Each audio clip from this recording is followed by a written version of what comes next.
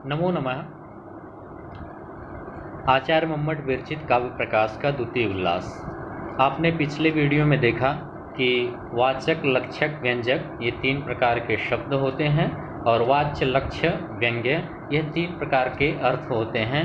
और मीमांसकों की दृष्टि में चौथे प्रकार का अर्थ होता है तात्पर्यार्थ। तो यहाँ तक विषय वस्तु हो गया था, जिसमें मीमांसकों की दृष्टि में दो मत भी होते हैं, अभिहितान्वयवाद और अन्विताभिधानवाद।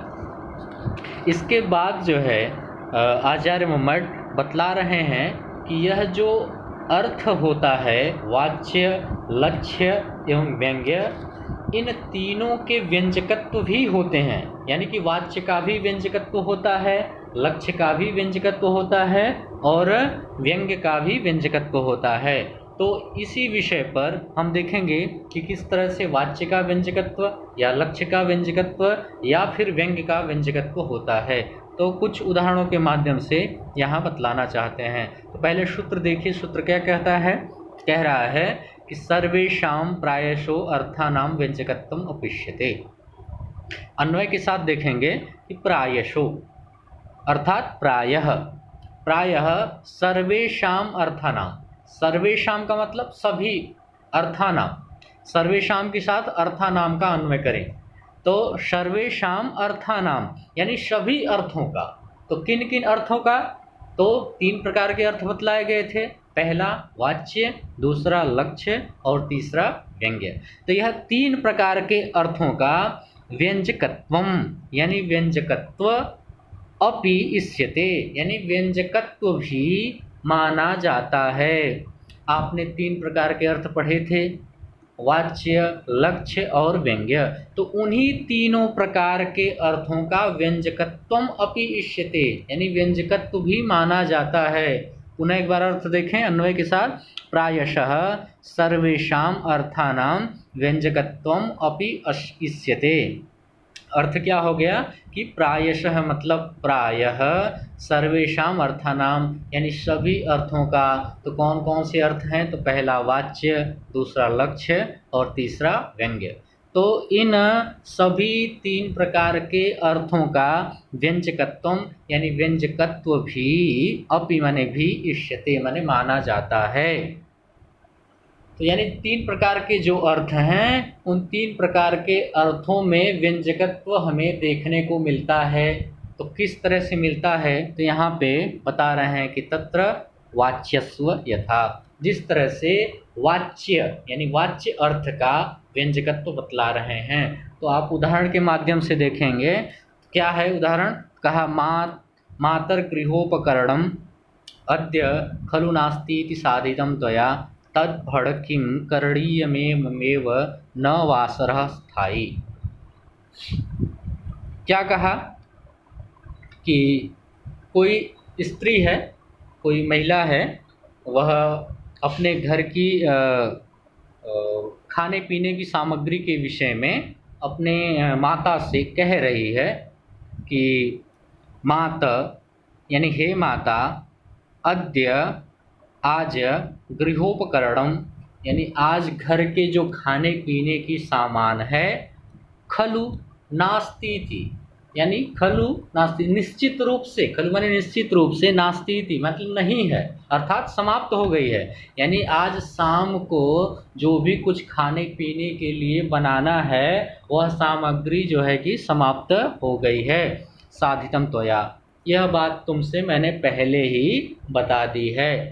तद्भड़, तब बताओ, किम करणीयम, तो क्या करना है, तो क्या करना चाहिए, क्योंकि एवमेव न वासरः स्थायी, क्योंकि यह जो दिन है यह इसी तरह से स्थायी नहीं रहेगा, अर्थात अभी जो शाम है वह ढल जाएगी, रात हो जाएगी। तो इससे पहले जो है कि आप घर में जो सामग्री खाना पीना बनाने के लिए चाहिए वह सामग्री ले आइए या फिर हम जाएं ले आएं, ऐसा कोई स्त्री है अपनी माता से कह रही है।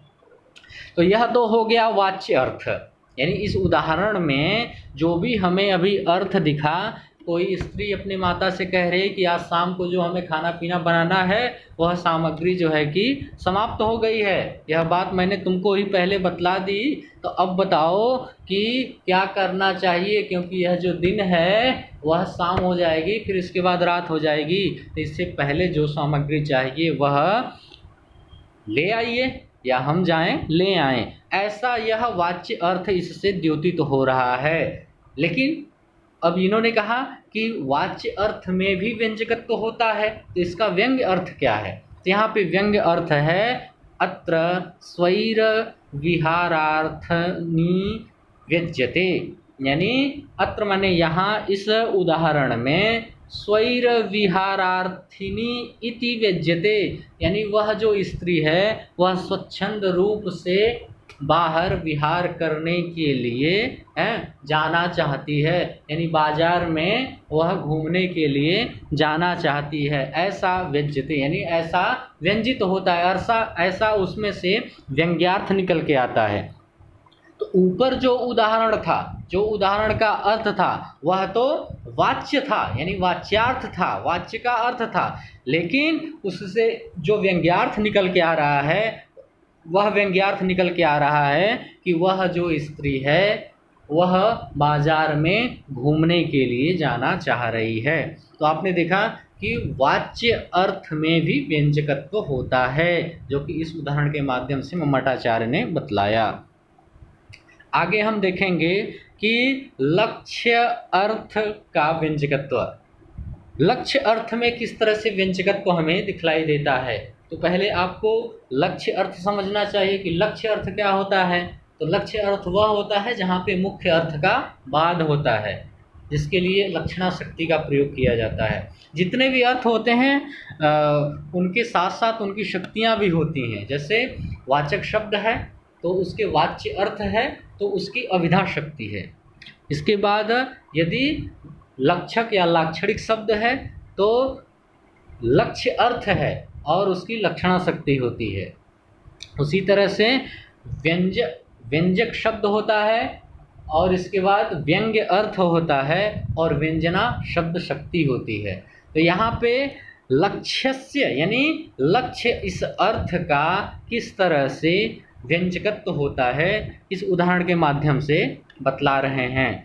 क्या है उदाहरण? तो साधयन्ति सखी सुभगम छड़े छड़े दुनासी मत्कृते सद्भाव स्नेह करणीय सदृशकम तावत विरचितम त्वया। कोई नायिका है, वह अपने सखी से अपना संदेश अपने नायक के पास भेजना चाहती है और भेजने के दौरान कुछ इस प्रकार की घटना होती है, उसी को यहाँ पे बतलाया जा रहा है। तो वह नायिका कह रही है, सखी हे सखी सुभगम, उस सुभग नायक के पास छड़े छड़े यानी बार बार तुमने जाकर जो दुनासी मत कृते मेरे लिए जो तुमने दुनासी मतलब कष्ट उठाया है, साधयंती अब उसकी आवश्यकता नहीं है। यानी उस नायक के पास तुमने बार बार मेरे संदेश को ले जाकर जो कष्ट उठाया है वह अब करने की आवश्यकता नहीं है। सद्भाव स्नेह करणीय यानी तुमने मेरे प्रति जो अपनी सद्भाव और स्नेह को दिखाया है वह तुम्हें अब नहीं करना है। स्नेह करणीय सदृशकम तावत विरचितम त्वया, क्योंकि तुमको जो करना था तुमने वह कर लिया। यहाँ पे कहने का आशय यह है उस नायिका का कि तुम तो मेरा संदेश मेरे नायक के पास ले जाती थी, लेकिन तुम उसके साथ ही रमण करने लगती थी। तो तुम्हारा काम था कि मेरे संदेश को वहाँ ले जाना और पहुँचा देना, लेकिन तुमने मेरे संदेश को न पहुँचाकर बल्कि तुम स्वयं ही उसके साथ उस नायक के साथ रमण करने लगती थी। तो यह जो अर्थ आया वह क्या है? वह लक्ष्यार्थ है। ठीक है, यहाँ पे बता रहे हैं नीचे अत्र यानी इस उदाहरण में मत प्रियम यानी मेरे प्रियतम के साथ। ठीक है, मेरे प्रियतम के साथ रमयंत्या त्वया तुमने रमण किया। ठीक है, और रमण करके शत्रुत्वम आचरति इति लक्ष्यम, और तुमने शत्रुता जैसा व्यवहार किया, तुमने मेरे प्रीतम के साथ रमण करके मेरे साथ शत्रुता का आचरण किया। इति लक्ष्यम, यह बात लक्ष्यार्थ है, यानी लक्ष्य अर्थ से यह बात द्योतित हो रही है।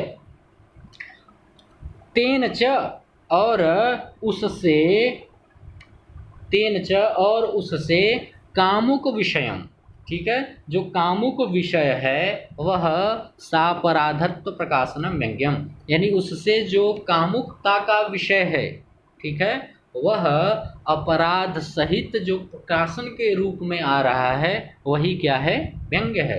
अर्थात तुमने तो मेरे संदेश को वहाँ पहुँचाने के लिए गई, लेकिन तुमने उस संदेश को न पहुँचाकर बल्कि मत प्रियम, मेरे प्रियतम के साथ रमण करने लगी, और ऐसा करके त्वया शत्रुत्वम आचरितम, ठीक है, तुमने शत्रुता का आचरण किया है। यह बात तो लक्ष्य अर्थ से द्योतित होता है, लेकिन उसके साथ जो तुमने कामुकता का विषय, ठीक है, कामुकता का विषय करके जो अपराध किया है और उस अपराध का जो प्रकाशन हो रहा है, यह अर्थ व्यंग्य के रूप में यहाँ पर द्योतित हो रहा है। तो आपने देखा कि इस उदाहरण के माध्यम से जो भी हमें अर्थ स्पष्ट हो रहा है वह लक्ष्यार्थ है, यानी मुख्य अर्थ का बाद हो रहा है यहाँ पे, क्योंकि यहाँ पे जो पहली लाइन बताया कि सखी हे सखी सुबखम छड़े छड़े दुनासी मत कृते, यानी तुमने बार बार उस मेरे प्रियतम के पास जाकर जो कष्ट उठाया है अब उसे उठाने की आवश्यकता नहीं है। यह बात यहाँ पे मुख्य अर्थ बाधित होकर लक्ष्य अर्थ के रूप में द्योतित हो रहा है। तो यही बताया कि यह जो तुमने मेरे प्रियतम के साथ रमण किया और रमण करके जो मेरे साथ तुमने शत्रुता का आचरण किया है, यह बात लक्ष्यार्थ हो रही है, यानी मुख्य अर्थ के बाधित होने पर लक्ष्य अर्थ के रूप में द्योतित हो रही है। लेकिन जो उसके प्रति अपराध स्वरूप जो कामुकता का विषय है उसका प्रकाशन क्या है, वह व्यंग्य अर्थ के रूप में द्योतित हो रहा है। मैं समझता हूँ ठीक हो गया होगा। आगे अब इसी तरह से आप देखेंगे कि व्यंग्यस्य यथा, यानी व्यंग्य अर्थ का व्यंजकत्व किस प्रकार से होता है, ठीक है। उदाहरण के रूप में देखिए, लिखा है पश्य निश्चल निस्पंदा विशीनि पत्रे राजते बलाका निर्मल मरकत भाजन परिस्थिता शंख सुक्तिरिव। उदाहरण का अर्थ देखेंगे एक बार। पश्य देखो, निश्चल निस्पंदा, ठीक है, निश्चल बिल्कुल बिना हिले डुले हैं, और कहाँ, तो विशीनि पत्रे, यानी कमल के पत्ते पर, कमल के पत्ते पर निश्चल, निश्चल रूप से और निस्पंद बिना हिले डुले बलाका राजते, कोई जो बगुली है वह राजते मतलब सुशोभित हो रही है, ठीक है। आगे क्या कहा, निर्मल मरकत भाजन परिस्थिता, निर्मल बिल्कुल स्वच्छ, ठीक है, मरकत भाजन यानी मरकत मणि के भाजन मतलब पात्र में, परिस्थिता मतलब रखी हुई, शंख शुक्ति रिव यानी शंख शुक्ति के समान वह दिख रही है। वह जो बलाका है वह ऐसे लग रही है जैसे कि कोई निर्मल यानी स्वच्छ मरकत मणि के पात्र में रखी हुई शंख शुक्ति के समान। यहाँ पे देखिए उपमा के माध्यम से कवि इस उदाहरण को प्रस्तुत कर रहे हैं।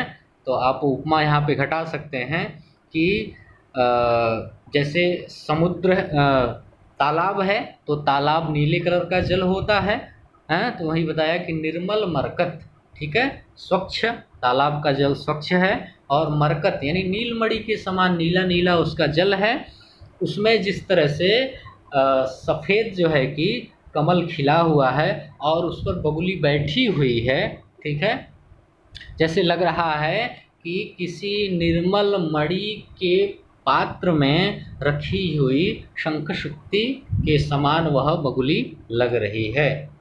यहाँ पे देखिए उदाहरण का पहले आपको भाव समझना पड़ेगा कि उदाहरण कहना क्या चाहता है। उदाहरण का यहाँ पे आशय है कुछ आप इसे पर्याय के रूप में समझें कि कोई नायिका है, वह अपने नायक को अ, किसी स्थान पे जाने के लिए कहा है कि तुम उस स्थान पे जाओ, ठीक है, हम आते हैं कुछ समय में। और वह नायक जो है कि उस स्थान पे गया है कि नहीं गया है, लेकिन वह वापस आ गया है। तो कुछ समय बाद फिर जो है कि नायक और नायिका उस स्थान पे गए हैं जहाँ पे कि यह दृश्य देख रहे हैं। क्या देख रहे हैं? तो वह नायिका जो है कह रही है, पश्य, देखो, उस नायक को संकेत करके कि देखो, निश्चल निस्पंदा विनीश पत्रे, यानी इस कमल के पत्ते पर निश्चल और निष्पंद, यानी निश्चल मतलब बिल्कुल निश्चिंत होके, आश्वस्त होके, और निष्पंद बिना हिले डुले, यह जो बलाका मतलब बगुली है वह राजते सुशोभित हो रही है। किस तरह से सुशोभित हो रही है?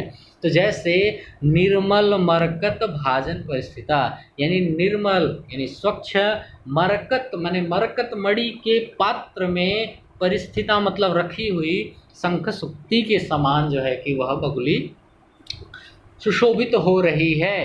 तो यहाँ पे कहने का आशय है कि यदि नायक जो है उस स्थान पर गया रहा होता तो वह जो बगुली है वह निश्चल रूप से वहाँ बैठी नहीं रही होती, वह वहाँ से बगुली देखकर नायक को भाग गई होती, लेकिन वह बगुली निश्चल रूप से बैठी है, एकदम आश्वस्त रूप से बैठी है, बिना हिले डुले बैठी है। तो यहाँ नायिका उस नायक को कह रही है कि तुम झूठ बोल रहे हो, तुम यहाँ इस स्थान पे आए थे, यदि आए होते तो यह बगुली निश्चल और निस्पंद होकर यहाँ पे बैठी नहीं रहती, वह वहाँ से भाग गई होती। तो यह यहाँ पे व्यंग्य अर्थ निकल के आ रहा है, ठीक है। इस उदाहरण में जो व्यंग्य है वह यही निकल के आ रहा है कि यदि तुम इस स्थान पे आए होते तो यह जो बगुली है वह निश्चल और निस्पंद रूप से बैठी नहीं रहती, यहाँ से चली जाती। अब यहाँ पे किस तरह से इस व्यंग्य का व्यंजकत्व दिखला रहे हैं उसको आप देखिए। अत्र, ठीक है, यहाँ यानी इस उदाहरण में निस्पंदत्वेन, ठीक है, यह जो बगुली है वह निस्पंद निश्चल होने से उसकी आश्वस्तम यानी वह बिल्कुल आश्वस्त है, निडर है, ठीक है। यदि तुम यहाँ आए होते तो वह डर जाती तुमको देखकर, लेकिन यहाँ स्थिति क्या है कि वह बगुली जो है वह बिल्कुल ही निश्चल है, यानी निस्पंद है, बिना डरी हुई है, निडर है वह। यह बात जो है कि यहाँ पर लक्षणा के द्वारा सूचित हो रही है, क्योंकि यहाँ पे मुख्य अर्थ का बाध हो रहा है। तेन च जनरहित्वम, ठीक है, तेन च और उससे जनरहित्वम यानी उससे जन के राहित्य होने का भी भान हो रहा है, क्योंकि यदि कोई बगुली निश्चल रूप से किसी स्थान पर बैठी है तो इसका मतलब वहाँ पे कोई जन नहीं है, कोई व्यक्ति नहीं है, क्योंकि जैसे ही व्यक्ति आते तो वह बगुली वहाँ से उड़कर भाग जाती। इसलिए यहाँ पे जनरहित्वम भी स्थान वह सूचित हो रहा है, जो कि व्यंजना के माध्यम से सूचित हो रहा है। अतः इसलिए संकेत स्थानम एतत् इति, ठीक है, यह जो संकेत स्थान है, इसलिए यह संकेत स्थान है कि कयाचित कंचित प्रति उच्यते, ठीक है। कयाचित अर्थात कोई नायिका, कंचित मतलब किसी नायक के प्रति उच्यते कह रही है। क्या कह रही है? अथवा मिथ्या वदसि न त्वम अत्रागतो अभूरिति व्यज्यते, ठीक है।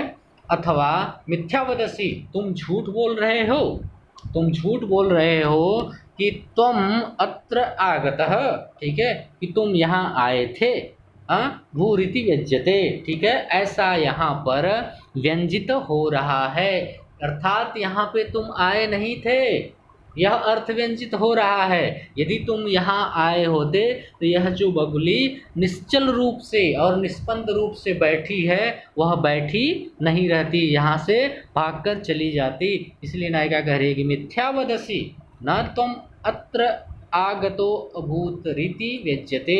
ठीक है, तुम यहाँ पर नहीं आए थे, तुम झूठ बोल रहे हो, तुम यहाँ पर नहीं आए थे।